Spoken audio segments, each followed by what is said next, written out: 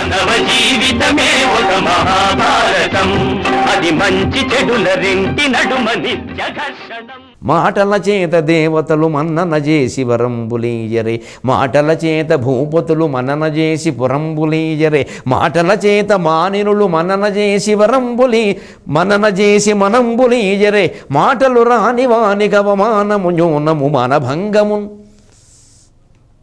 వరదరాజస్వామి వక్షస్థలం చెప్పాడు. వక్షస్థలాచార్యులు గారు అనగానే మనం ఏమనుకుంటామంటే మన బుద్ధి ఎవరు వక్షోజాల మీద ఈయన అద్భుతమైన పద్యం చెప్పుకుంటాడు. లేదు, అలా చెప్పలా.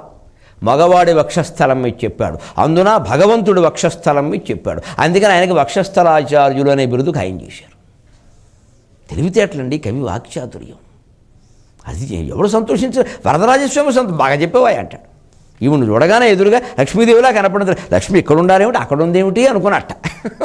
అంటే కృష్ణదేవరాయల భార్య సాక్షాత్ లక్ష్మీదేవిలా ఉందంటే కృష్ణదేవరాయలు విష్ణువే. ఇలా ఎన్ని ప్రయోజనాలంటే ఒక్క పద్యంలో ఎన్ని మాటలు, ఎన్ని చమత్కారాలు. అంచేత విష్ణుమూర్తి వక్షస్థలంలో పెట్టుకుంటాడు, శివుడు వామాంగంలో పెట్టుకుంటాడు. వామాంగస్థిత అని రాముడిలాగే శివుడు కూడాను. వామాంకస్థిత ఆయన, వామాంగస్థిత ఈయన. దాని మీద మరొక ఆయన నడిమింటి సర్వమంగళ శాస్త్రి గారని ఇంజరం ప్రాంతంలో యానాన్ దగ్గర ఉండేవాడు. మహానుభావుడు, చాలా గొప్పవాడు. అప్పట్లో ముస్లిములు పరిపాలన చేసేవారు. ఇసుబేదార్, జమీందార్, శిరస్తాదార్, తహసీల్దార్, ఈ దారు పదాలన్నీ అక్కడి నుంచే వచ్చాయి. అప్పట్లో ఒక ఉద్యోగి దగ్గరికి వెళ్ళేట్టు ఈయనకి ఏదో పని ఉండే, శిరస్తాదార్. ఆ ఉద్యోగ పేరు శిరస్తాదార్. వాడిని చూడగానే ఈయనకేమో ఆ పరిశీలన భాష రాదు, పని అయితే అవ్వాలి అని చెప్పి నీ శిరస్థాదార అనగా ఆయనకు ఒక మాటతో శిరస్థదారహ అనేదో సంస్కృతీకరించాడు. అద్భుతమైన తెలివి. శిరస్థదారహ అనుకున్నట్టు. శిరస్థదారహ అంటే నెత్తి మీద వెళ్ళాలని పెట్టుకున్నవాడు, దారంటే భార్య. అందుకని శిరస్థదారహ, ఓయ్ నువ్వు శిరస్థదారుడువా అని ఒక శ్లోకం చెప్పేట. పార్శ్వస్థదారో భగవాను మేషక, పురస్థదారో భగవాన్ రమేశక, ముఖస్థదారో భగవాన్ విధాత, శిరస్థదారోగి త్వమేవ రాజన్ అన్నట్ట. దెబ్బకి వాడు కాగితం తీసుకుని 5 నిమిషాల్లో పట్టుకొచ్చి ఇచ్చట. స్టాంప్ వేసి మీ రిజిస్ట్రేషన్ అయిపోయింది, వెళ్ళిపోండి అని. మామూలు కూడా లేకుండా. అది పాండిత్యం. పురస్థదారో భగవాన్ రమేశ, విష్ణుమూర్తి భార్యని తన వక్షస్థలంలో పెట్టుకున్నాడయా. పార్శ్వస్థదారో భగవాన్ ఉమేష, శివుడు తన భార్యని సగభాగంలో పెట్టుకున్నాడయా. ముఖస్థదారో భగవాన్ విధాత, బ్రహ్మదేవుడు సాక్షాత్తుగా తన భార్యను నోట్లో పెట్టుకున్నాడయా, 4 చివర. కానీ నెత్తి మీద పెట్టుకున్నవాడు ఎవడు మా దేవతల మొత్తం మీద లేడు. నువ్వు ఒక్కడవే పెళ్ళారు నెత్తి మీద పెట్టుకున్నావు. ఎందుకంటే నీ ఉద్యోగం పేరు శిరస్థదార్, అంటే శిరస్థదారహ. ఇది చమత్కారం. నడిమింటి సర్వమంగళ శాస్త్రి గారు పుట్టుక నుంచి పుడకల వరకు జోకులేసిన పెద్ద మనిషి ఆయన. పుడకల సమయంలో కూడా ఆయన చమత్కారానికి ఇంకా అంతు పంతు లేదండి. అది ఇంకా అది జీవితమే అలా గడిచిపోయింది అంతే. ఇది ఎన్ని తగాదాలు వచ్చాయో దానివల్ల. పైగా ఈ చమత్కారాలు వేసేవాళ్ళకి తగాదాలు వస్తాయి, తను తెలుసు. కానీ వాళ్ళు అలాగే ఉంటారు. ముందేదో అన్న తర్వాత ఏదో సరదాగా అన్నాడు లేని సరిపెట్టుకోవాలి, చమత్కారం అది.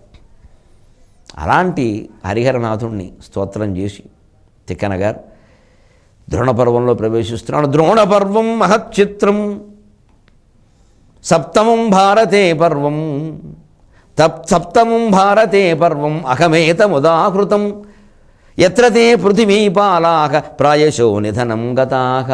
ద్రోణపర్వాన్ని గురించి మూలంలో చెప్పబడిన మాట. ద్రోణపర్వం చాలా చిత్రమైనది.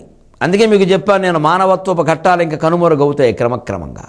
ద్రోణపర్వం నుంచి అమానవీయ ఘట్టాలు, నేరాలు ఘోరాలు చూస్తున్నట్టే ఉంటుంది. నన్ను మన్నించండి, మహాభారతం చూస్తున్నట్టుగా ఉండదు. నేరాలు ఘోరాలు, ప్రత్యేకించి నటీనటులను పెట్టి నటింపజేసి చూపిస్తారే, అలాగ నేను కూడా మహాపాపాలు చేసి నేరాలు ఘోరాలు ద్రోణాచార్యుడి చేత, సాత్యకి చేత, భూరిశ్రవుడి చేత, కర్ణుడి చేత, సరే దుర్యోధనుడు సరేసిరి దానికి ప్రసిద్ధుడు, ఇటువంటి వాళ్ళ అందరి చేత మహానేరాలు ఘోరాలు అశ్వత్థామ చేత చేయించి మీకు చూపిస్తా. నా కర్తవ్యం నేను చెయ్యాలిగా.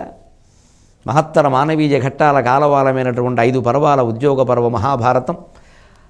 అంతో ఇంతో మానవత్వం ఇంకా మిగిలి ఉండి భీష్మ పితామహుడి నాయకత్వం కారణంగా మానవతా గంధంగా పరిమళించినటువంటి భీష్మ పర్వం ముగిసిపోయాయి. తల్లి నన్ను మన్నించండి.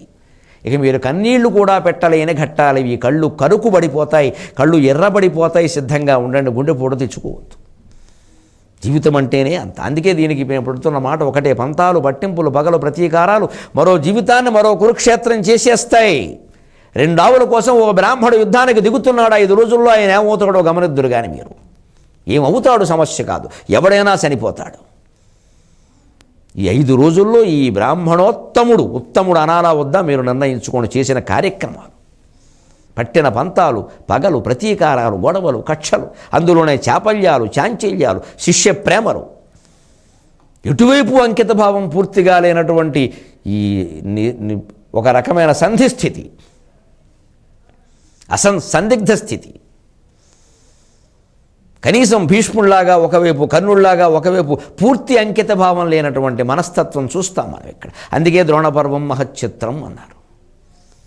చాలా చిత్రమైంది. సప్తమం భారతే పర్వం, భారతంలో ఇది 7వ పర్వం. ఇంకా 11 ఉన్నాయి కదా అనుకోకండి. ఇక రాబోయేవన్నీ చిన్న చిన్న పర్వాలు. ఇక రాను వెళ్ళిపోతుంది. శాంతి పర్వం ఒకటే పెద్దది. ఇక మిగిలినవన్నీ 1 రోజు 2 రోజులు పర్వాలే.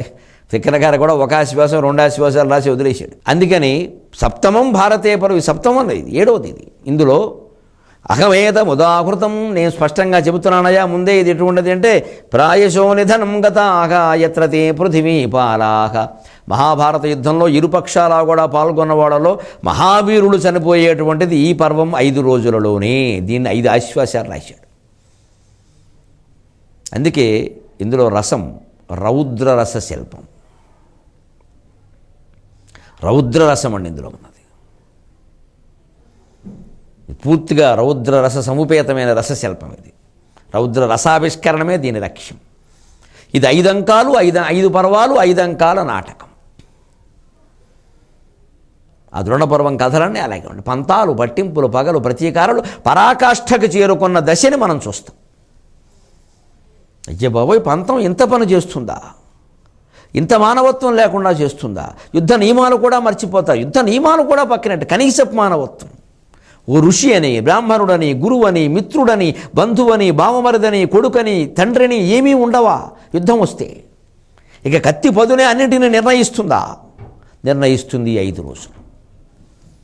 ఇక కర్ణపర్వాలు, శల్యపర్వాలు మనం ఊహించుకోవచ్చు ఎలా ఉంటాయి. అటువంటిది ద్రోణపర్వం. అంటే సరిగ్గా మీరు భారత పర్వాల యొక్క ఆ మార్పు గమనిస్తే, పరిణామాన్ని గమనిస్తే, రాను రాజుగుర్రం గాడిదైందని అలాగే ఉడుతుంది వ్యవహారం. సేనాపతుల వరుస అంతే, మనుషుల బుద్ధులు అంతే. పైగా వృద్ధాప్యం వచ్చిన కొద్దీ బుద్ధులు సంచలించడం, బుద్ధులు సంచలింపవే అంటాడు శిశుపాలుడు. అది ఏ సందర్భంలో ఉన్నా ఆ వాక్యం మాత్రం కొంచెం నిజం. వృద్ధాప్యం వచ్చినప్పుడు బుద్ధి ఆధ్యాత్మికంగా వృద్ధి చెందాలి. అది పోయి ఇంకాస్త కక్షలు ఎక్కువైపోవడం. చచ్చే ముందు కూడా నేను అనుకున్న వాడిని చంపితే తప్ప నేను చావను. అది కూడా వీరత్వంతో కాదు, భీరత్వంతో. ఈ భయంకర పరిణామాలకి చెప్పలేకపోయినా చెప్పక తప్పదు. కాబట్టి ఇవాళకి స్వస్తి పలుకుతూ మనం భయంకరమైన అభయంకరమైన భాషే, భాషను మాత్రం అభయంకరంగా మనం కాపాడుకుందాం. సెలవు. ఈ కార్యక్రమాన్ని మీకు సమర్పిస్తున్న వారు వైష్ణవి క్యాటరర్స్. మీ అభిప్రాయాలను, సూచనలను మాకు తెలియజేయాల్సిన చిరునామా భక్తి TV, care of Rachana television private limited, road number 92, Jubilee hills, Hyderabad 5,96,000. మా ఇమెయిల్ ఐడి bhakti@gmail.com. మా వెబ్సైట్ www.bhaktitv.org.